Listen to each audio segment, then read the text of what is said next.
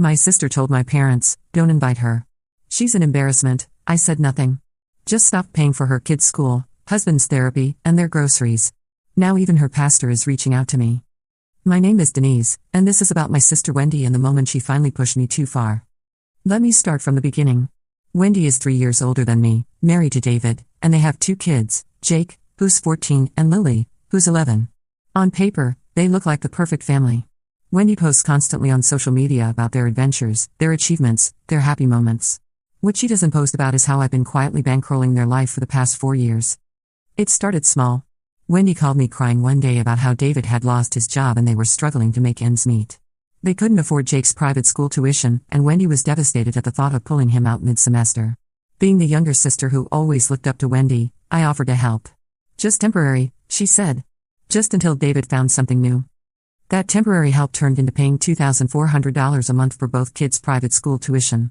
Then David had what Wendy called a breakdown after being laid off from his marketing position at a mid-sized firm. He couldn't handle the stress of job hunting and providing for his family. She asked if I could help pay for his therapy sessions. Another $800 a month. When their grocery bills became impossible to manage, I started having $300 worth of groceries delivered to their house every week. You might wonder how I could afford all this.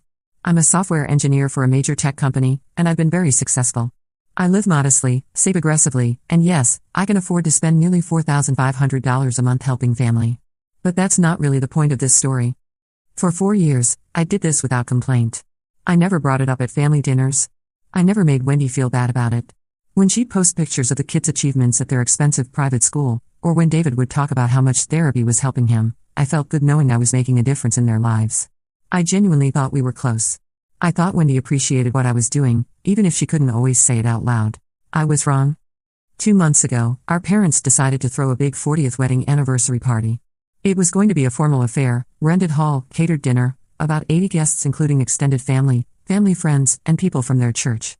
Mom had been planning it for months, and everyone was excited. I was excited too. I bought a beautiful navy blue dress, got my hair done, and was looking forward to celebrating with everyone. The party was on a Saturday evening, and that morning I was getting ready when my phone rang. It was Mom. Denise, honey, I'm so sorry, but there's been a change of plans about tonight. I was confused. What kind of change?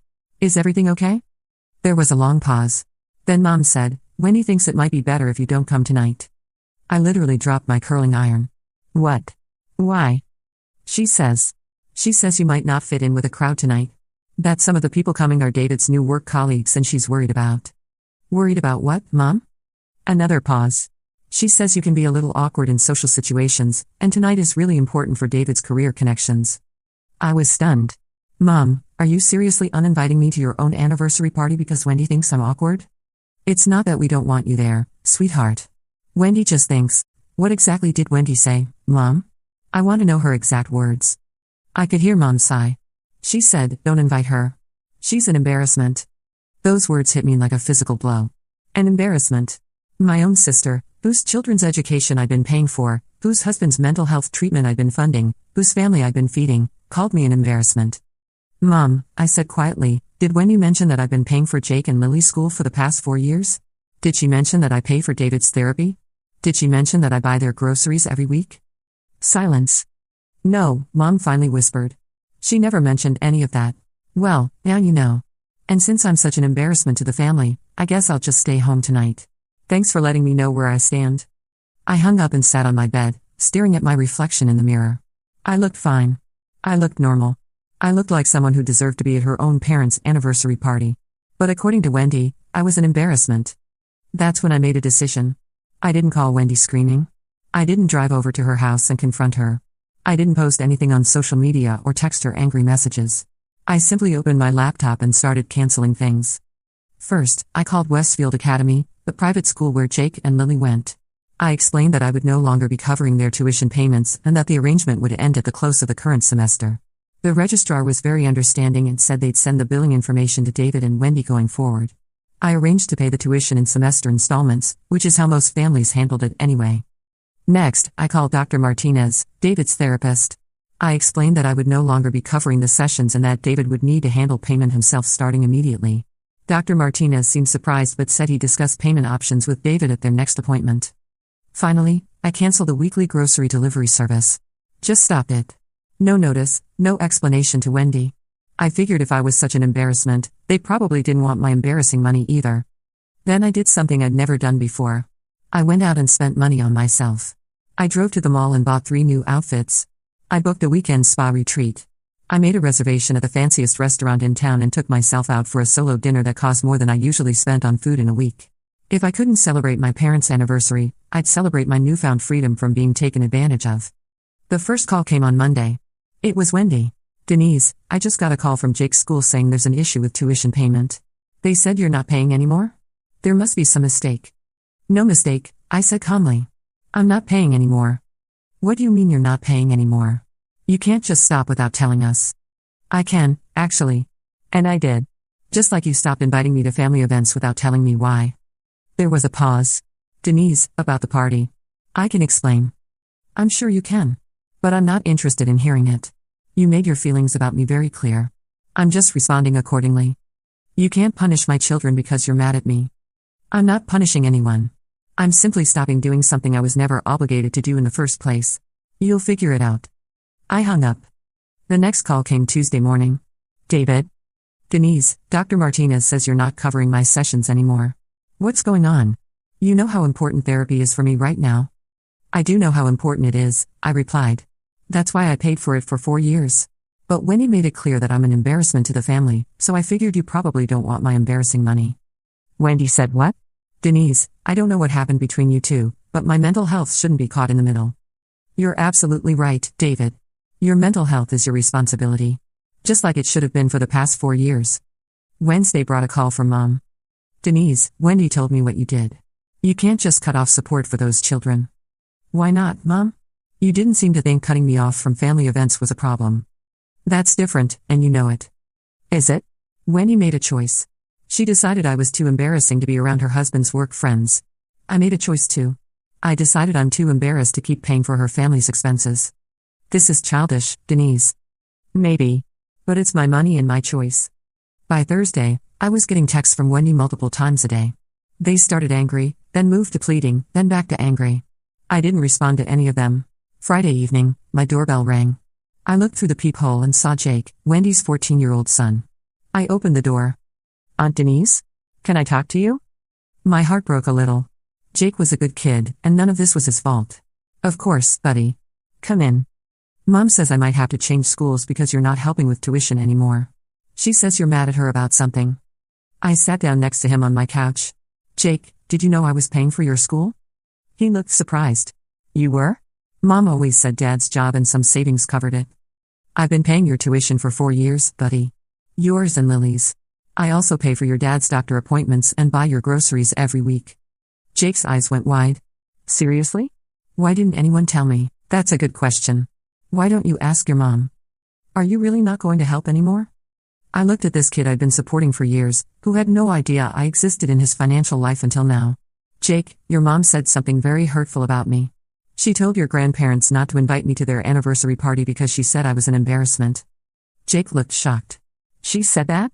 That's really mean, Aunt Denise. You're not embarrassing. Thank you, buddy.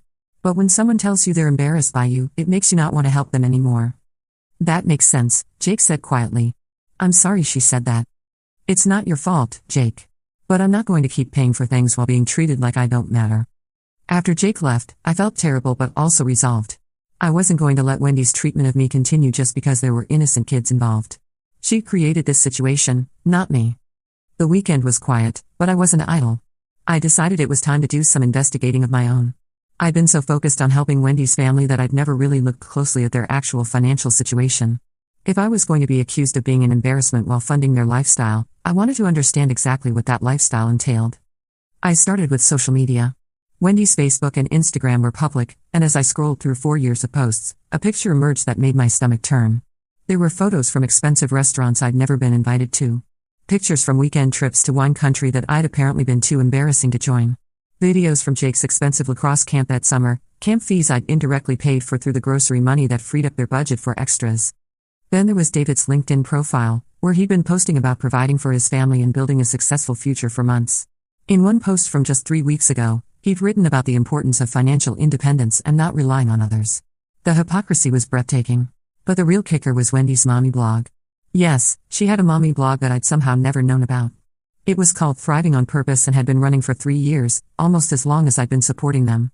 As I read through her posts, I found articles titled How We Afford Private School on a Single Income and Budget-Friendly Family Meals That Don't Break the Bank and Teaching Kids Financial Responsibility.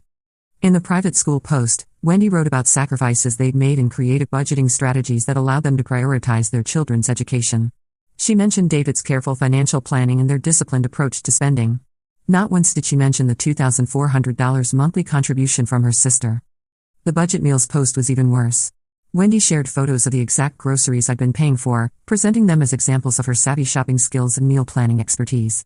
She'd literally photographed my grocery deliveries and turned them into content about her domestic capabilities. The $300 weekly budget I was covering became her strategic spending plan. But the financial responsibility post was what made me screenshot everything. Wendy had written about teaching Jake and Lily the value of hard work and earning their privileges. She talked about how she and David modeled financial accountability and showed their kids that good things come to those who work for them. The entire post was built on a foundation of money I was providing, but she'd constructed a narrative where their success was entirely self-made. I spent Saturday evening reading 3 years' worth of blog posts, each one making me angrier than the last. Wendy hadn't just hidden my financial support, she'd actively built a public persona around the illusion of self-sufficiency that my money had created. She'd been monetizing the lifestyle I was funding for almost the entire time I'd been helping them, building up to blog sponsorships and affiliate links while writing about budgeting tips and financial wisdom she didn't actually possess. The blog had grown to 8,000 followers over 3 years. 8,000 people who believed Wendy was this amazing mother and wife who'd figured out how to live well on a tight budget. The comments were full of praise for her inspiration and requests for her secrets. Some women were asking her to coach them on family finances. I screenshot everything. Every post, every comment, every piece of evidence that showed how Wendy had been exploiting my generosity to build her own brand. I didn't plan to use the screenshots maliciously, but I wanted documentation of just how deep this deception went. Sunday morning, I did something I'd never done before. I created my own social media post. Not on Wendy's accounts, on my own Instagram, which I rarely use but which was connected to various family members and a few mutual friends of Wendy's. I posted a photo of myself from the previous weekend's spa trip and wrote, "Sometimes you discover that the people you've been supporting don't actually want your presence in their lives. It's a hard lesson, but an important one. Grateful for the clarity and excited to invest my energy in people who actually value me. #selfworth, #boundaries, #new chapter." It was subtle, but I knew the people who mattered would understand. Within hours, I had comments from cousins asking if I was okay, from family friends expressing concern, and from a few people who knew Wendy asking what had happened. I didn't respond to any of them directly, but I noticed that several people had stopped following Wendy's blog and social media accounts. That evening, my cousin Lisa called. She was Wendy's age and had always been close to both of us. "Denise, what's going on? Your post yesterday made it sound like something serious happened." I told her everything. The financial support, the anniversary party, Wendy's exact words, and my decision to stop enabling the situation. "Wait," Lisa said, "you've been paying for Jake and Lily's school this whole time?" Wendy told everyone David got a huge promotion that covered the tuition increase. "Nope. That was me." "And you've been buying their groceries?" Wendy's always posting about her meal planning skills and her grocery budgeting tips. "All my groceries. $400 a week, every week, for 4 years. "Holy shit, Denise. Do you know Wendy's been making money off that blog where she gives financial advice?" "I found the blog yesterday. I read all of it." Lisa was quiet for a moment. "This is so much worse than just the party thing. She's been building a career off of lying about your generosity." "I know. Have you confronted her about the blog?" "Not yet. I'm still processing it all." "Denise, you have to understand, Wendy's been presenting herself as this financial guru to our whole extended family. People have been asking her for advice about budgeting and paying for private school. She's been acting like she's got it all figured out. While I was figuring it out for her." "Exactly. And now that you've stopped, what's she going to do? Her whole image is built on a lie." That conversation with Lisa helped me understand that this situation was about much more than being excluded from one party. Wendy had been systematically using my financial support to build a false identity, not just privately within our family, but publicly to thousands of strangers. She turned my generosity into her personal brand. Monday brought a new development. My phone rang with a number I didn't recognize. "Denise? This is Pastor Williams from Wendy's church. I hope you don't mind me calling, but Wendy asked me to reach out to you." I almost laughed. She got her pastor to call me? That's a new low. "Denise, I understand there's been some kind of misunderstanding between you and Wendy. She's very upset and says her family is in crisis because you've stopped helping them financially." Pastor Williams, did Wendy explain to you why I stopped helping? She mentioned there was some kind of argument about a family party. Did she mention that she told our parents not to invite me because I was an embarrassment? Did she mention that for 4 years I've been paying over $4,000 a month to support her family while she posts on social media pretending they're financially stable? Did she mention that I found out about her real feelings about me when my own mother called to uninvite me from a family celebration? There was a long silence. She didn't provide those details. I'm sure she didn't. Pastor Williams, I'm not a vindictive person. But I'm also not going to continue financially supporting someone who's ashamed of me. If Wendy's family is in crisis, it's because she built their lifestyle on a foundation she was too proud to acknowledge and too cruel to appreciate. Perhaps if you two could sit down and talk. I'm not interested in talking right now. Wendy made her feelings clear. I'm simply responding to them. After I hung up, I realized how far Wendy was willing to go to get my money back without actually apologizing. She'd rather have her pastor call me than admit she was wrong, but Pastor Williams' call had given me an idea. If Wendy was comfortable involving her church community in our family drama, maybe it was time for that community to know the whole truth. I spent Tuesday evening crafting a detailed email. I didn't send it to Wendy or her pastor. Instead, I sent it to 3 people I knew were part of Wendy's inner circle at church. These were women who regularly commented on her blog posts and social media, who had been asking Wendy for financial advice, and who had been praising her wisdom and inspiration for months. The email was factual and calm. I explained my 4 years of financial support, Wendy's blog monetization, and the recent events. I included screenshots of Wendy's blog posts about financial independence alongside copies of my payment confirmations to the school and therapy office, with my account numbers redacted for privacy. I ended by saying I wasn't trying to humiliate Wendy, but I felt her followers deserved to know the truth before taking financial advice from someone whose success was built on undisclosed family support. I sent the email and went to bed, not sure what to expect. Wednesday morning, I woke up to 7 missed calls from Wendy and a string of increasingly frantic text messages. Denise, what did you do? People are asking me about the blog posts and your email. How could you send those screenshots to people at my church? You're trying to destroy my reputation. This is so much worse than anything I did to you. Please call me back, we need to fix this. I didn't call her back immediately. Instead, I checked Wendy's blog and social media accounts. She deleted 3 of the most egregious posts, the ones about private school financing, budget grocery shopping, and teaching kids financial responsibility. Her Instagram story from the previous day about living authentically had also disappeared. More tellingly, her blog's comment section was full of questions she wasn't answering. Wendy, can you clarify your family's financial situation? Is it true your sister has been supporting you?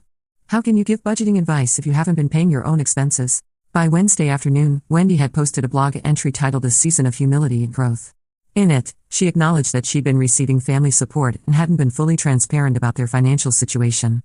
She apologized to her readers for any confusion and said she'd be taking a break from giving financial advice while she reassessed her approach to sharing her family's journey. It was a carefully worded non-apology that admitted to deception without taking full responsibility, but it was more accountability than Wendy had ever shown before. That evening, David showed up at my door. He looked awful, stressed, tired, and desperate. Denise, please. I know Wendy said something horrible to you, but I'm begging you to reconsider. I can't afford Dr. Martinez on my own. I'm barely keeping it together as it is. David, you're a grown man with a college degree and a job. After being laid off from your marketing position, you found new work. You should be able to afford your own mental health care. My current job doesn't have great insurance, and we're already stretched thin with the mortgage and car payments and everything else. The pay isn't as good as my old position. Then maybe you need to make some changes. Downsize the house. Sell one of your cars. Move the kids to public school. You know, the things most people do when they can't afford their lifestyle. You don't understand. Wendy has a certain image she needs to maintain.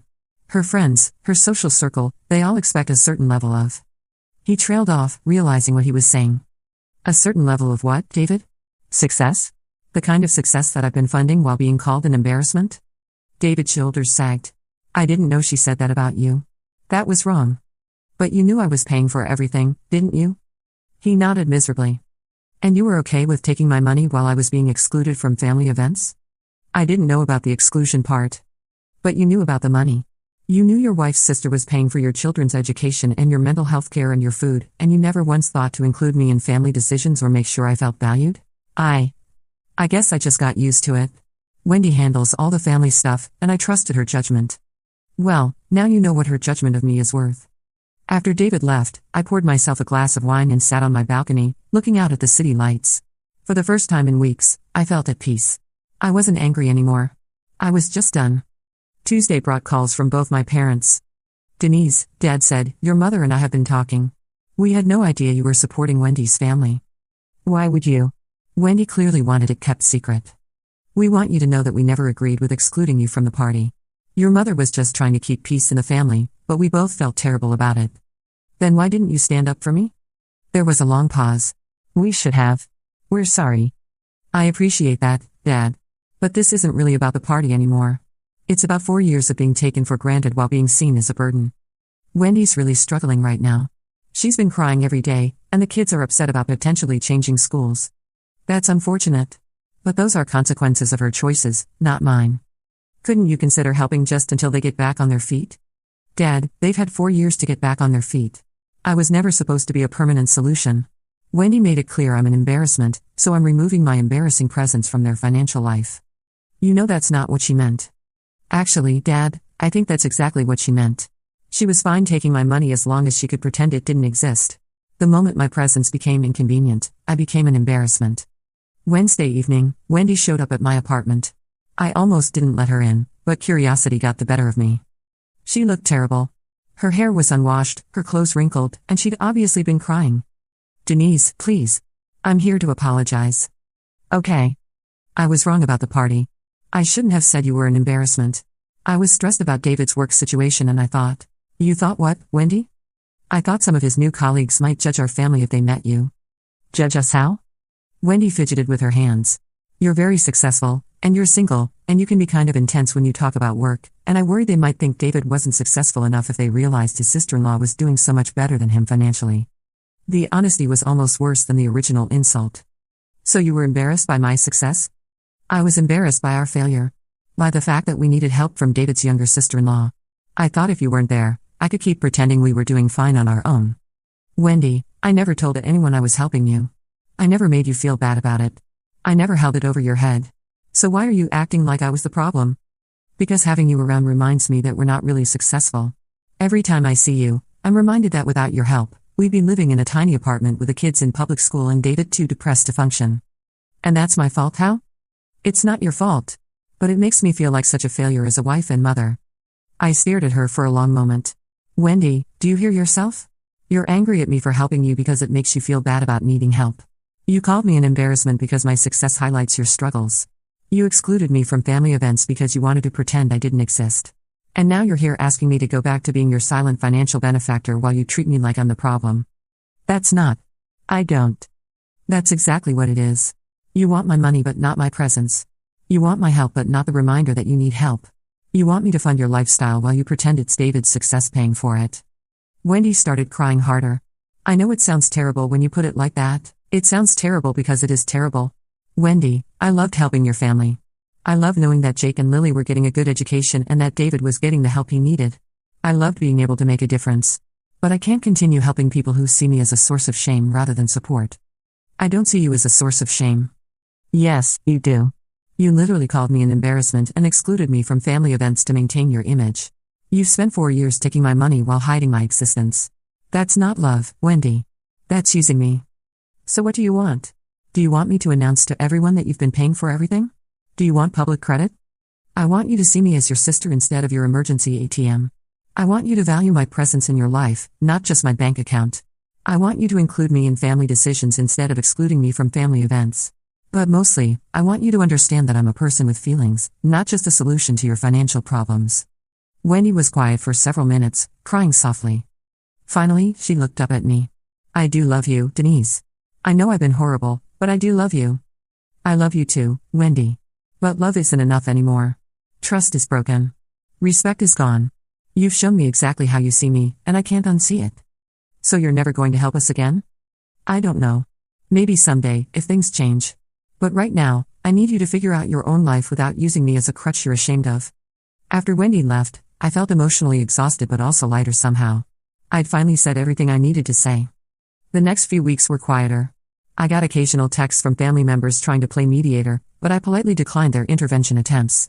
I heard through my parents that Wendy and David had met with Jake and Lily's school about payment plans. David had found a sliding scale therapy option through a community health center. They'd started shopping at budget grocery stores and using coupons. Part of me felt guilty watching them struggle. But a larger part of me felt like they were finally dealing with reality instead of living in the fantasy my money had created. A month later, Jake called me. "Aunt Denise? I wanted to tell you something." "What's up, buddy?" "Mom and Dad sat me and Lily down and explained everything. About how you were helping us, and about what Mom said, and about why you stopped. How did you feel about that?" "Honestly? I was kind of mad at Mom at first. What she said about you was really mean. But then I realized something." "What's that?" "We were living a lie, kind of. I thought Dad was this successful guy who could afford our fancy school and everything, but really we were just surviving because of you. And that's not really fair to you, and it's not fair to us either, because we weren't learning to be responsible for our own lives." I was surprised by how mature he sounded. "We're transferring to public school next semester," Jake continued. "And you know what? I'm actually excited about it. The school we're going to has a really good robotics program, and I've met some of the kids already. They seem cool." "I'm glad you're looking at it positively, Jake. I also wanted to say I'm sorry. I'm sorry Mom said those things about you, and I'm sorry we took your help without ever really thanking you for it. Jake, you were just a kid. You didn't know. Maybe, but I'm 14 now. I'm old enough to understand that what our family did to you was wrong. And I want you to know that I think you're amazing, not embarrassing." After I hung up, I cried a little. But they were good tears. 2 weeks ago, I got an unexpected visitor. It was Wendy again, but this time she looked different. Healthier. More present. "I'm not here to ask for money," she said immediately. "I'm here to try to repair our relationship." "Okay. I've been seeing a counselor. A cheap one," she added with a small smile, "but a good one. She's helped me understand some things about myself." "Such as?" "Such as the fact that I've been so focused on maintaining an image that I forgot to value the people who actually matter. Such as the fact that I was taking my own insecurities out on the person who was trying to help me most. And I realized that when I called you an embarrassment, I was really calling myself a failure. I was so ashamed of needing help that I started resenting the person helping me. Which is completely backward and unfair." Wendy sat down across from me. "I also realized that I never really thanked you. Not just for the money, but for caring enough to help. For 4 years, you sacrificed your own financial goals to support my family, and I never once acknowledged what that meant. I didn't do it for thanks, Wendy." "I know. Which makes it even more incredible. Denise, you literally kept my family afloat, kept my marriage together, kept my kids in a good school, and I repaid you by excluding you and calling you names." "Yes, you did. I can't take it back. But I can try to do better going forward. If you let me." "What does that look like?" "It looks like me being grateful for having an amazing sister instead of being jealous of your success. It looks like me including you in our lives because I want you there, not because I need your money. It looks like me being proud of your achievements instead of threatened by them." "Wendy, I appreciate the apology. I really do. But I need to see actions, not just words." "I understand. And I'm prepared for the fact that you might never trust me again. But I hope you'll give me a chance to prove I've learned something." "We'll see." She stood up to leave, then turned back. "One more thing. I told everyone. My friends, David's colleagues, people at church, our extended family. I told them all that you've been supporting us for 4 years and that I was an ungrateful brat about it. I made sure they all know how amazing you are and how terribly I treated you." "You didn't have to do that." "Yes, I did. I spent so much energy hiding your help because I was ashamed. Now I want everyone to know how lucky my family is to have you in our lives, even if I didn't deserve it." After Wendy left, I sat quietly for a long time, processing everything. I wasn't ready to forgive completely, and I definitely wasn't ready to resume financial support. But for the first time in months, I felt like maybe we could rebuild something real between us. Yesterday, I got a card in the mail from Lily, Wendy's 11-year-old daughter. Inside, in her careful handwriting, it said, "Dear Aunt Denise, I'm sorry my mom was mean to you. You're not embarrassing. You're the coolest aunt ever. I hope you can forgive us someday. P.S. I like my new school. Love, Lily." I'm still not sure what the future holds for Wendy and me. Trust, once broken, isn't easily repaired. But I'm no longer angry, and that feels like progress. As for Wendy's family, they seem to be adjusting to their new reality. David eventually found a better-paying marketing position with a company that offers good insurance benefits.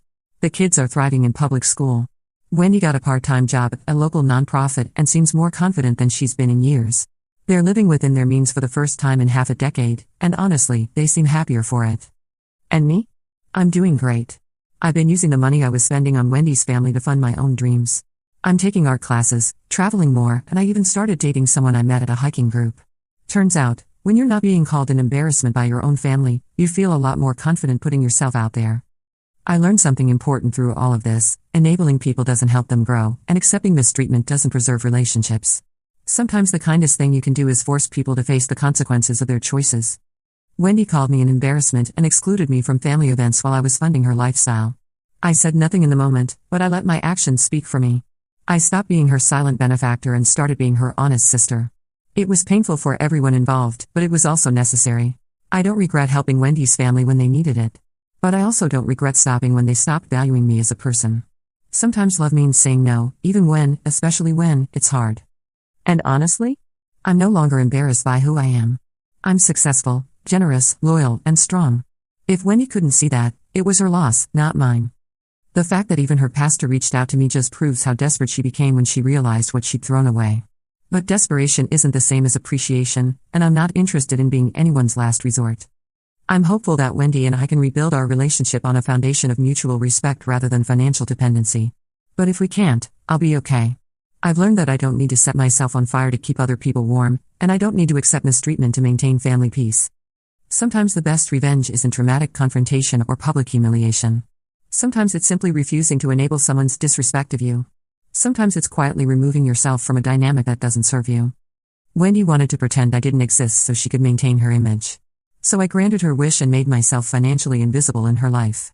The irony is that my absence made my presence more valuable than it had ever been when I was quietly supporting them. I'm still her sister, and I still love her family. But I'm no longer their silent savior, and they're no longer my ungrateful beneficiaries. We're all learning to be real people with real relationships based on genuine connection rather than financial necessity. And that, surprisingly, feels like the best possible outcome for everyone involved.